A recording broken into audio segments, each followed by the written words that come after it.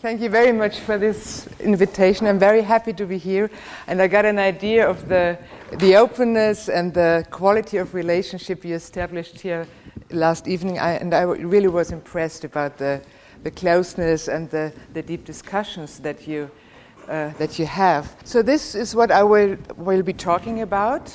I will give you an idea of what might be a roadmap for an integrating model of learning and learning concepts. And I will do it using the example of leadership development. So that's the idea. And I will start what are claims and what is reality alike. And then, of course, come up with the necessary linkage between business strategy, leadership strategy, and leadership development strategy. It's quite obvious and everybody does it, but I'd like to come up with a roadmap that helps to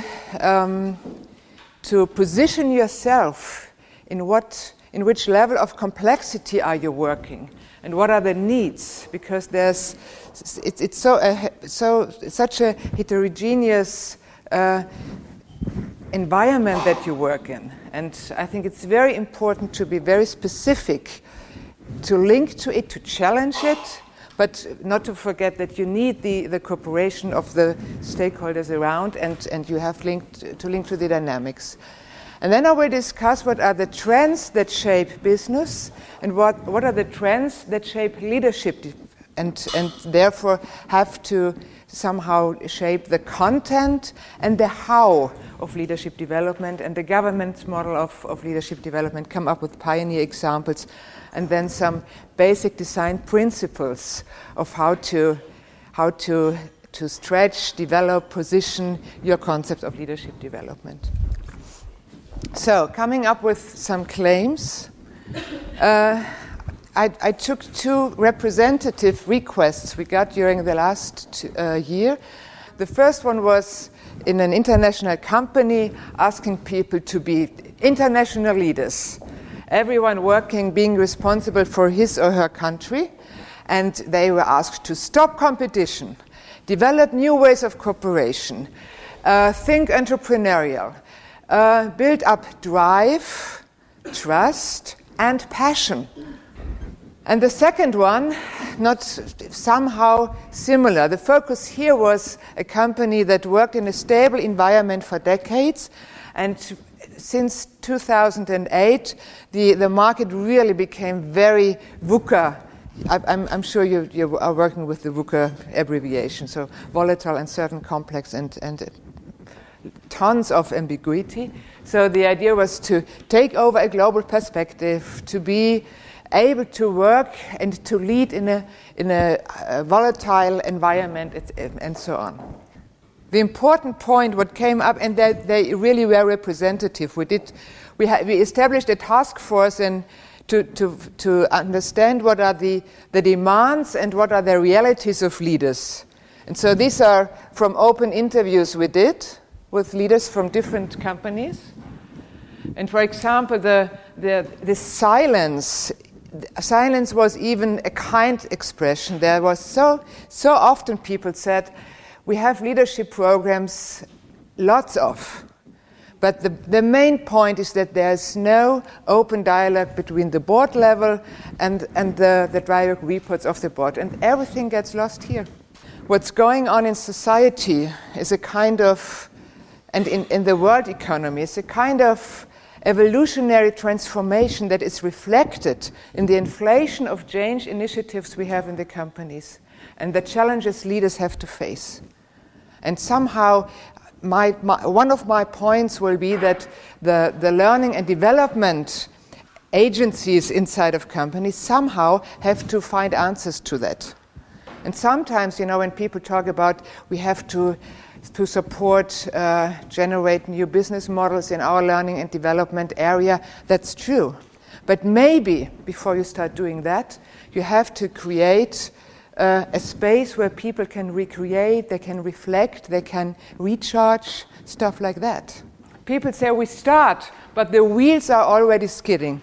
The flood is too strong, and therefore we don't see anything but internal details. It sounds as if leading is something like a competition of surfers. and you can't surf for 24 hours. You need a rest. And it shows as well how fragile and challenging the context of leading is. And it shows as well the paradigm shift of leadership. Yeah? Leaders in the classic bourgeois approach to leading was, being the patriarch, having people around you, then decide, being the person who is strong and provides caring and security around him, mostly him, and so on. It absolutely makes sense to take a deep dive in what's going on the business part, to deeply understand the pattern and the dynamics, and then come up with a deep understanding and a kind of roadmap. What does this mean for leadership? And of course, then to take this information, because I think it's self-explanatory and an obvious truth that the business strategy somehow has to be linked to the development and learning strategies. That's for sure. But it's not only about the content, but as well on the how, and to somehow to relate to the pattern and the dynamics that are there.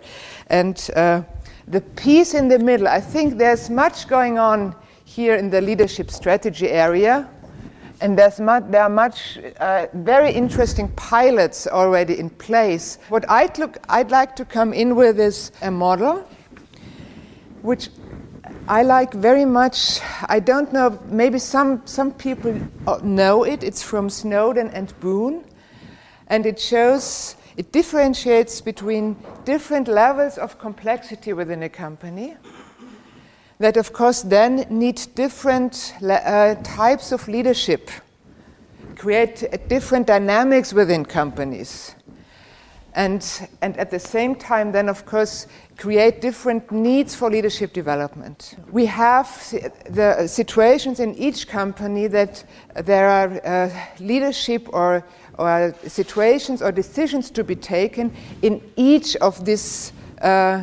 levels simultaneously.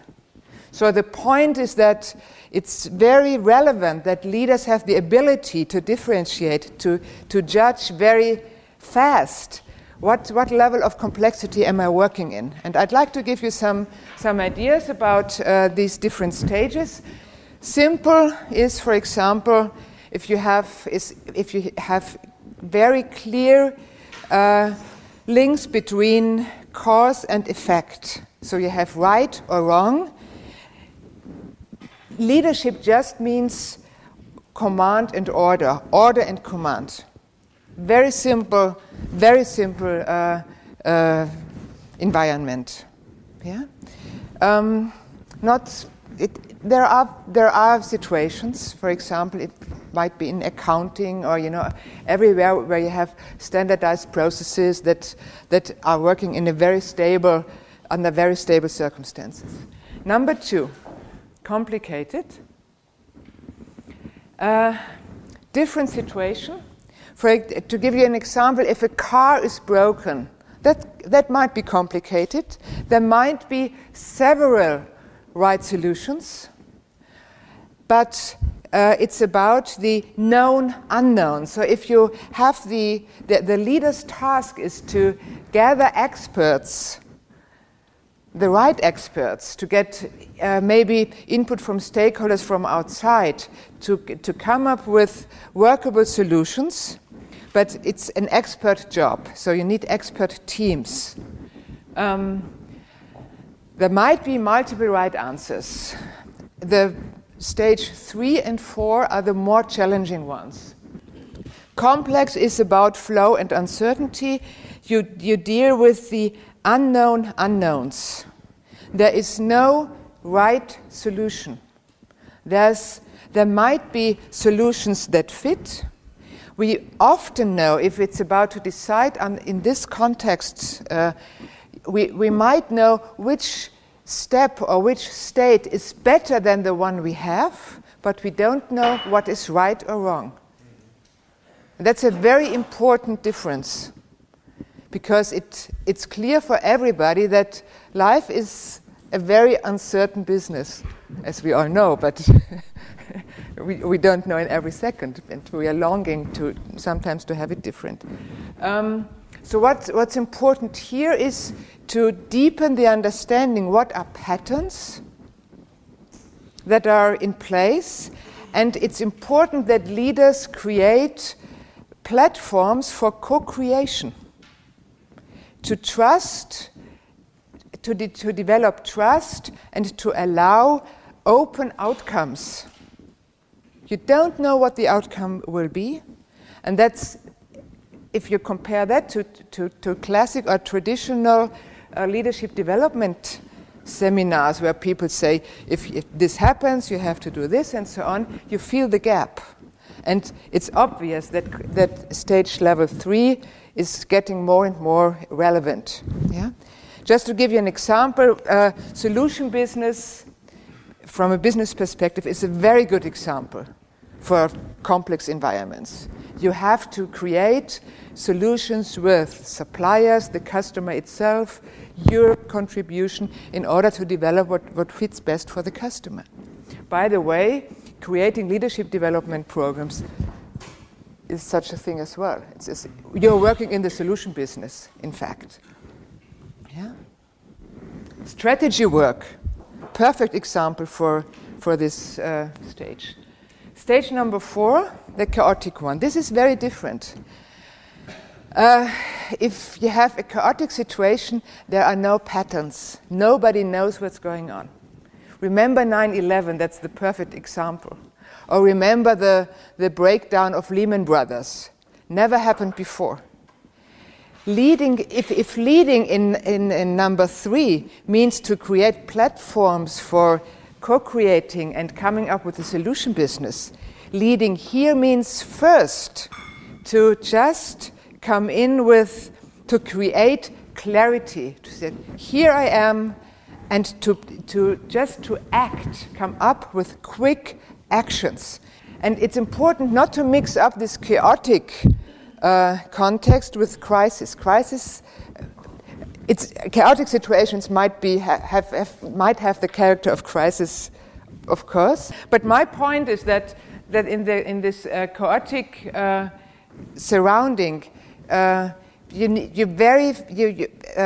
need leaders that are much more reflective than the ones in number 1. You need leaders that are very sensitive to what's going on around them, and people that are somehow experienced in how to deal with VUCA situations. Normally, people in number 1 or leaders in number 1, they get crazy if there's uncertainty. What happens is that some people, if there's uncertainty, just if they have their personal derailer is getting autoritär. Thank you. Oh, this is support. Thank you very much. Then it's their derailer. Yeah, but I think there's a high difference, a big difference if you compare 1 and 4. You need totally different traits and abilities to get along with chaotic situations. It takes courage, of course, but you have to link to people, and you have to take into account that the next step after having provided some clarity is to find platforms for co-creation. And the importance that your contribution is to provide orientation and clarity so that people can somehow align their energies towards a next step, which is in number 1, it's a given because everything is clear. I think you can use this model for different questions. First, you can try to position your company there. And then you know how much uncertainty is the company ready to take if it's about leadership development. Because we just discussed, and Christian said, it's so different here because some people have to work in very stable environments and some people in very complex ones. And of course, you have to relate to your environment. Otherwise, they just will come up with their autoimmune system and say, this is too much for us, too much uncertainty, leave us alone. And maybe sometimes they say, this is too much comfort zone, we need more. Yeah, so that's number one. Number two is to find out what do our leaders need, what kind of intervention repertoire is necessary for them. How can we support them to differentiate in which area they are working? Yeah, and what kind of interventions help? You can't say our situation is level 3. That's definitely wrong. You have areas where it's 1 and 2 and 3 and 4, and it might change as well. Therefore, the ability to differentiate is very important. I think the point is very important how the leadership community reacts on that, and how what are the capabilities of the organization to create this collective leadership. This will be one of my major points, that being a learning agency, how do you relate to individuals and how do you relate to leadership communities? Leadership communities, just an example, could be communities in different areas of expertise as well. Yeah? So business strategy. The idea now is that I would like to, if there's a stronger focus on level 3 and maybe 4, I'd like to come up with some ideas. What are the trends, the streams that are underway at the moment, and what do they mean for leadership? And maybe you just try to have your company in mind and position your company on these related to these trends. Some of them are very, just it's okay. So what? Because everybody knows. The first one is one of such. Getting global, but what it means to get global, to have this distributed virtual leadership, to link to different cultures, to develop a governance model that somehow links the core identity on the one hand and allows local flavor, and what is standardized and where is decentral autonomy. Very important point, and I do not know many companies where there's a clear leadership ID. How do we want to lead from this perspective, in this perspective? Yeah? Number 2, value-creating companies to value-creating networks. That's a very interesting point, because we have this development that companies focus on their competences more and more, and of course, because of that, they need more cooperation with others, so strategic alliances, partnerships with suppliers, with other vendors, and so on. And from my perspective, it's very often underestimated how much complexity emerges if you work on a peer level with other organizations, because you somehow, systemically spoken, have to represent the pattern of the other company within your company, to be flexible and to come up with workable solutions. Very important point, because this is not leadership. You need influencing skills to work on the peer level with other companies. So how do leaders respond to that? So it's peer-to-peer, how to shape reliable relationships. And the next point, from designing products and services to designing customer experiences. And if you make this an important experience, it needs a deep dive into the words of your customer. And that makes a difference. And of course, and you could apply this to your own business as well. Do you have a deep understanding about the daily business of your customers? A deep understanding. I always wonder when we talk with people from corporate universities, or being people responsible for leadership development, and we ask them, do you somehow support people how to deal with the internet, with their emails, with their stuff like that? Because it's let's say 30% of their daily business. And I don't know one company. Maybe is there any company here that offers some training how to deal with Web 2.0 and email things? Raise your hand. You do? 2, 3, 4? Okay. Yeah. Yeah? Pardon? Yeah, how to manage information. Yeah. Yeah, it's so important. Yeah, and to have this is just one very obvious example, but to have a deep dive, what is determining their daily business? And I gave you some ideas when we had the interview thing. Yeah, from crisis robustness to agility and resilience. I just mentioned that from our point of view, we have a kind of societal transformation going on, or world economy transformation going on.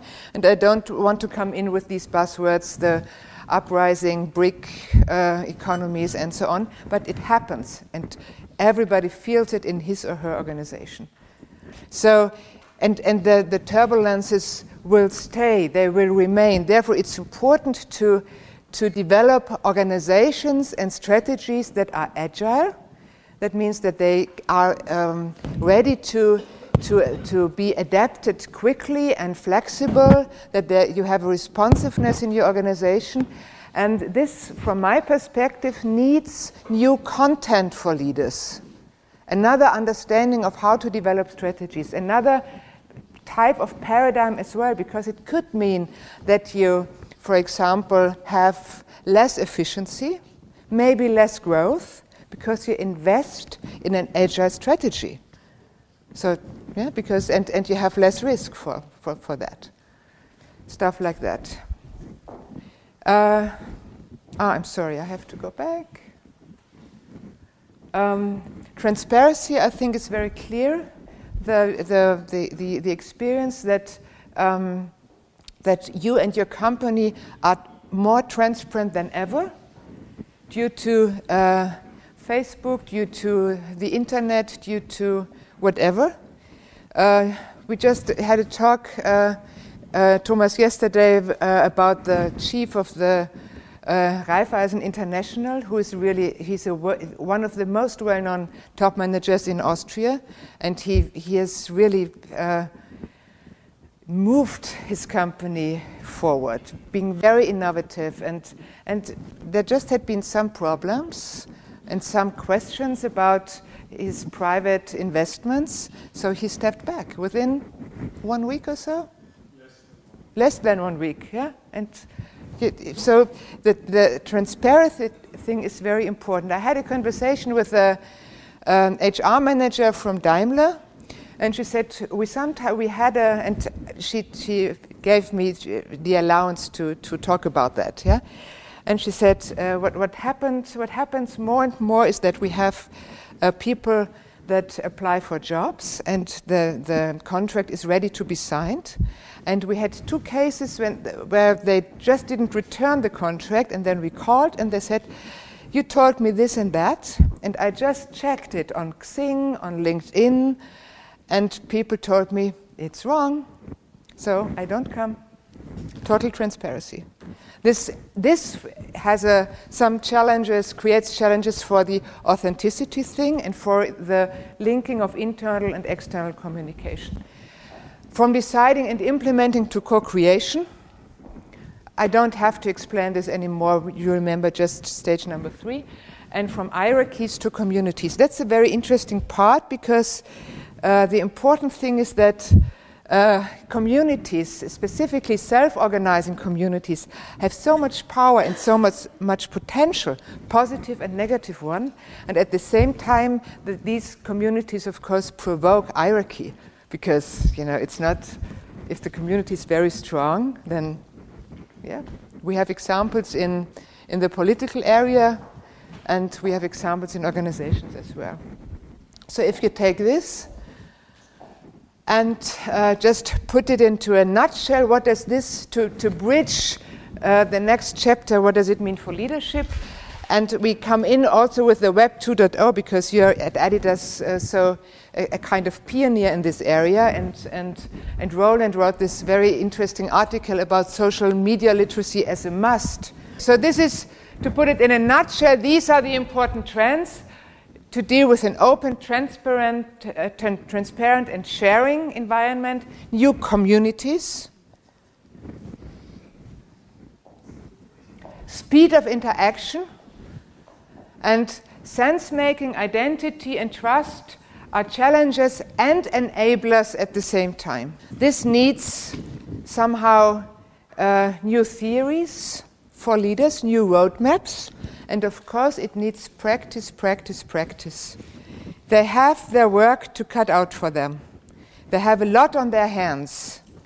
And the point is that if you take these trends serious, the only way to incorporate them is, of course, to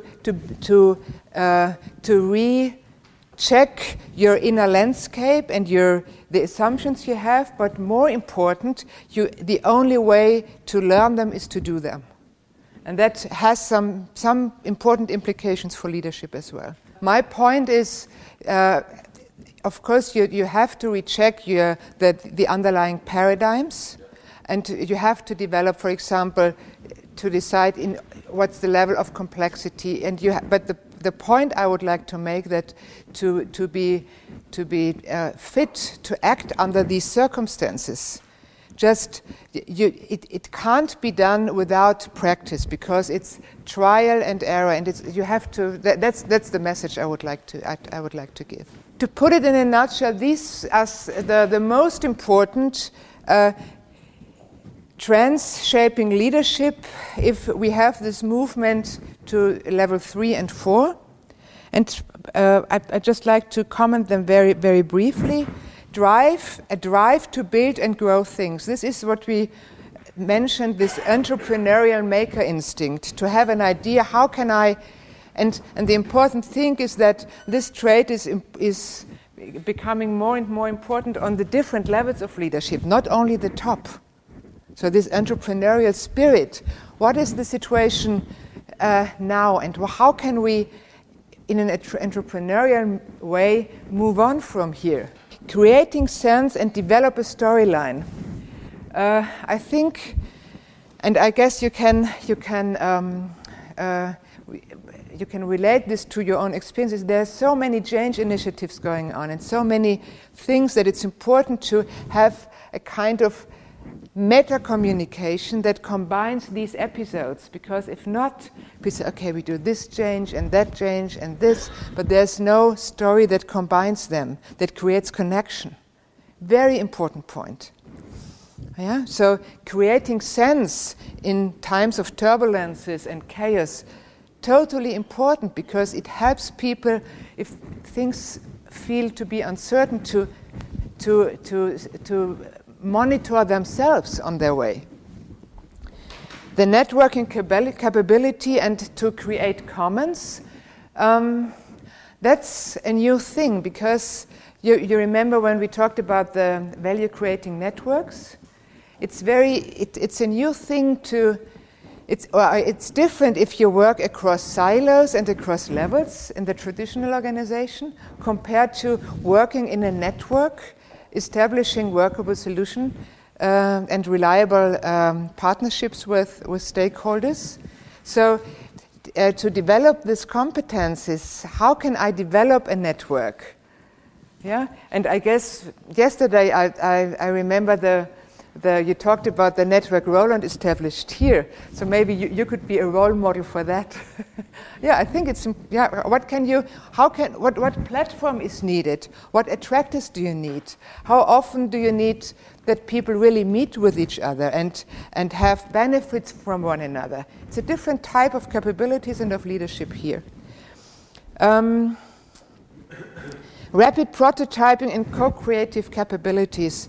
Rapid prototyping is, again, for many leaders, a challenge, because it means quick action, not focusing on analysis too long, on analyzing and analyzing and analyzing and analyzing and analyzing, and then 1 year has passed, and then we have a concept, and then we do the concept, and then, oh, there's a mistake. So, and then you start again. The traditional organization works like that. And it's such a difference to encourage people, okay, rapid prototyping means we are sure we won't do it like that. That's for sure. But we have a prototype. And then we can start from that and have a second prototype and a third prototype. And we involve people giving their feedback and so on and so on. It's a completely different style. And how is this represented in leadership development initiatives? It's a different attitude, yeah? Dilemma flipping, I think, is quite clear. Dilemmas are contradictions that you can't decide once forever. They will stay. So the importance is how can I, balance them and have a continuous dialogue on them. What I'd like to focus on is the immersive learning ability, because that's really a challenge. Just if I relate to the point you made before, practice, practice, practice, reflection, reflection, reflection. The immersive learning ability, and learning means to experience something, get feedback, step back, come up with new ideas, act again. This typical cycle, which is well known. And this needs somehow... it should be a design principle in development initiatives, but later on when we come to the 70, 20 and 10% rule, it also is extremely important. How can learning agencies support the 70% learning on the job? How can you be a learning counselor for organizational entities? I think that's really a wide spot area in many companies, yeah, because in the American high schools they have this monitor people, counselors for individuals. So if you are my counselor, I come and I say, Christian, please give me some feedback. What do you think? And you will ask me about my daily experiences, and then we will discuss. And you will support me taking over responsibility for my own development.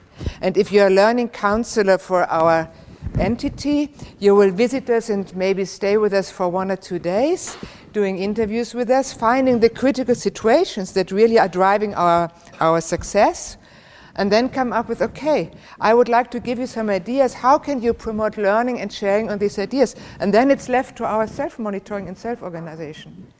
This is a right spot, and I think there's so much benefit to get out from these things.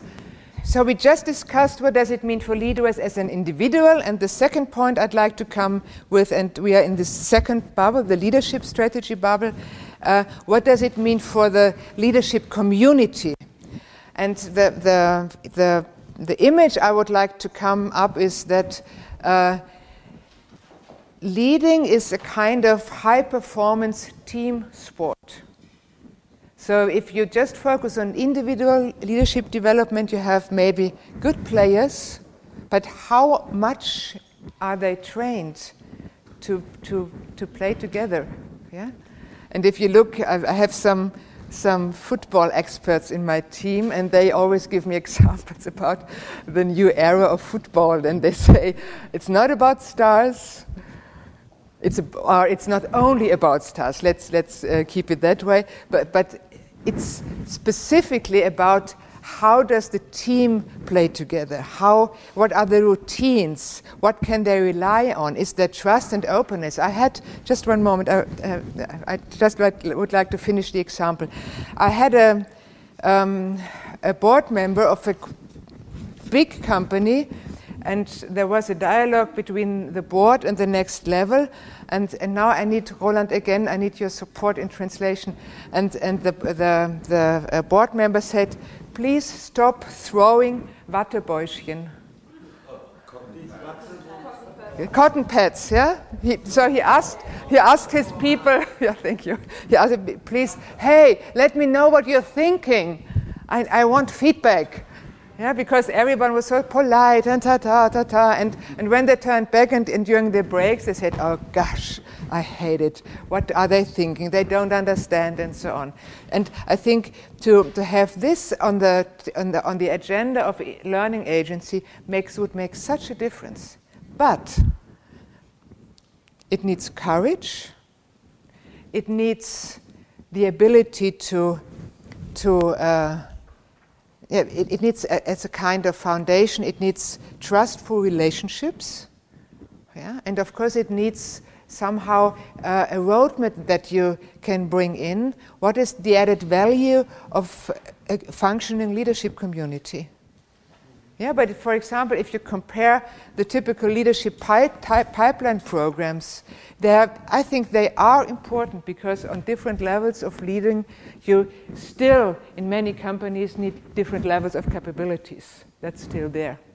But what if you have just this and now good communication across levels, across silos, maybe across nations in the leadership community? And very often you have KPIs as well that even foster this trait and attitude because they are measured by the success of their department. So it's a measurement thing and it's a personality thing as well. I think it's important to be realistic in this area, and I think it helps people to come up with a dilemma and ask them. In which areas will the company be most important if every one of you follows his objectives? And in which areas does it help to work together?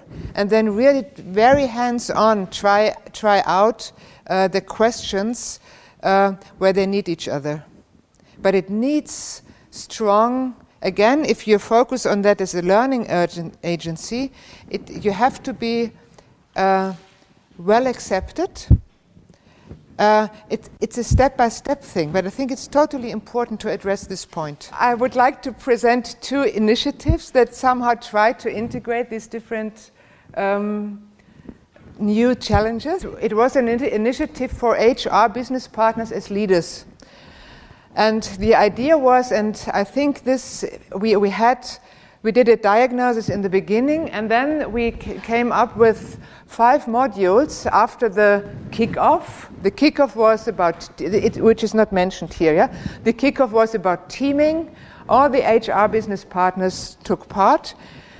And what we did here, and I'd just like to reflect the things we discussed. We said what they are doing is they have to create a value creation network with their clients, with competence centers, and HR services. So these 3 parties and Sylvia herself have been integrated in the program. And the relationship and how to build up trustful relationships have been part. So there were in each module, there was one type of partner represented, and there was common work. Secondly, the idea was that each of the HR business partners had, during the program, had to come up with a diagnosis of his or her client, what's going on here, and during the program, so there was contracting in the beginning, and then coming up with priorities, and the end was, at the end, every HR business partner had a strategy plan for the area he or she was responsible for. And of course there have been a lot of just learning expertise, like how do I about typical HR topics to have a common understanding about how do I consult my client, how do I deal with conflicts, how do I develop a strategy, what are some change management knowledge, and so on. And in the midst of it, there was this learning journey. The idea of the learning journey was to visit other companies that somehow were forefront in the field of HR business. So the idea was to integrate learning experiences with creating a value creation network and building strong stakeholder relationships, group learning, team building, and, by the way, implementing the new HR organization and creating business results from the very beginning. So I think this was, and it took a while until we came up with the design. So it was not a quick fix thing, and during the way we somehow adapted a little bit because we had this feedback cycle in between. So this is one example, and another example is that's another one I liked very much. It's a hidden champion. And this initiative won an award because it really, I think, it relates to the topic you discussed, Roland, yesterday. I think when I followed the Twitter because I wanted to get a kind of idea what you are discussing, and I have seen that there were some discussions about innovation yesterday. And this example was a hidden champion, extremely successful, internationally working, family business. And they came up in a top management conference that we facilitated that there are 6 strategic questions they just have a feeling might be important, but they don't have time to deal with them, and they're just creating a little headache if they think on the future, about the future. So the idea was to do what we called a treasure hunt for innovation, and the core of this initiative was that and there was a lot of pre-work for the learning agency, which then has been supported by a very small core team with the representatives from the business and ourselves. And the idea was the principle 3 times 3 times 3, 3 mal 3 mal 3, that 3 teams, cross-level, cross-nation, cross-function of leaders, 6 or 7, traveled for 3 days to 3 different companies that somehow have been leading examples for how to deal with these new strategic questions. And it was for them like an adventure, because the idea was that we created a very challenging design for the workshops, these one-day workshops with these companies, and had a very careful preparation, because otherwise it just would be, okay, let's talk, and then we have dinner, and then you have a visit through the plant, and then you go back. That's boring. That's the typical benchmarking thing. So there had been 3 goals. Goal number 1 was to find ideas for these strategic questions. Yes. The interesting part was that there was not only much input, but as well so much energy, and it was such a rich discussion, because part number 2, to have, input from outside in, a qualitative, deep input. Yeah. Number 2. Number 3, it created such a strong intervention for creating leadership community essence. Yeah, because if you have an adventure like this, you start to talk. No other option. And last but not least, they developed by that a new approach how to innovate as leaders. So we heard the year after and 2 years after, we heard about initiative they started with their people using this outside-in instruments that we told them to use, just self-organized. Yeah? So this was somehow a combination of the individual learning, collective learning, from outside in and innovate, and related to important business questions. I think it's extremely important, just to relate to your point, to start with as a learning agency, and these are the guidelines now, the summary, to start with where you have to get closer to the individual, because there's so much challenges for the individuals. Remember the point we started with. How do you feel? Do you feel exhausted? Are you ready to go? So if you support individuals, you have to get closer. Build a trustful relationship in order to support and challenge at the same time. And the same is valid for the collective leadership thing as well. Co-creative settings, and then the design principles. First, linked to the complexity level that you're working in, much more focus on collective learning. I'm convinced that this is very important.